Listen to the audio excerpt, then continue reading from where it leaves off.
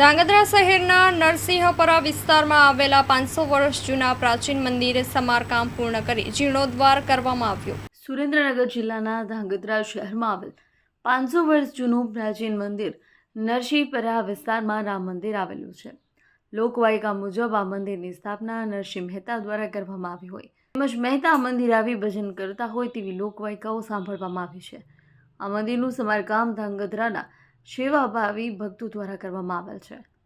ત્યારે આજરોજ ઐતિહાસિક મંદિરના સમારકામ પૂર્ણ થતા હોય તેના જીર્ણોદ્ધારની વિધિવત રીતે હોમ હવન તેમજ સ્થાપના કરી પૂજા અર્ચનાઓ કરવામાં આવી હતી।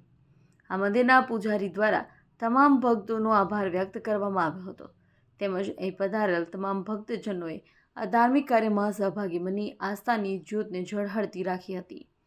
અહેવાલમાં ન્યૂઝ દિનેશ કામવા ધાંગધ્રા।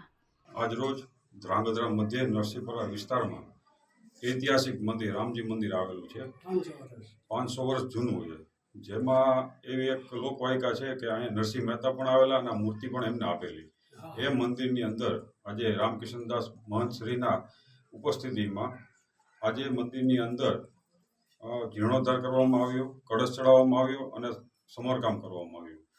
તો હું રાજભા જે નગરપાલિકાના કર્મચારી છે વલ્લભભાઈ, તેઓને અને ત્રીજા એક વ્યક્તિ તમામને હું અભિનંદન આપું છું કે આ ઐતિહાસિક ધરોહરને તમે પૂર્ણ જીવિત કરી છે।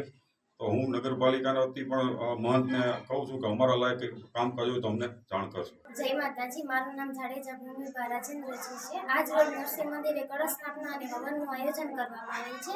વાત કરું તો આશરે આ મંદિર 500 વર્ષ જૂનું છે। કહેવામાં આવે છે કે નરસિંહ મહેતા અહીંયા આવીને ભજન કરેલું અને આ મૂર્તિ નરસિંહ મહેતા દ્વારા સ્થાપિત કરવામાં આવી છે અને આજરોજ અહીંયા મહાપ્રસાદનું આયોજન છે। મેં એવું સાંભળ્યું છે કે નેવાના પાણી મોંઘા ન ચડે પણ આ રામકૃષ્ણ ચડાવ્યા। આ ભાડો હોય જ નહીં, પહેલી વાત તો એ છે। આ એક ચમત્કાર નથી લાગતું તમને?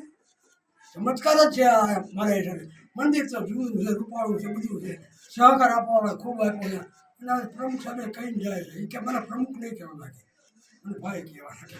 સાહેબ તો કહેવાતા જ નથી અમે આમાંને નહીં, એટલે કહેવાનો મતલબ શું છે કે બધો સહકાર મળી ગયો। તમારા બધા મંદિર માટે એક ચમત્કાર કહેવાય કે આપણે કીધું અને આવ્યા અને બસ આપણો આંગણું રૂપાયું બસ। જય સિયારામ, જય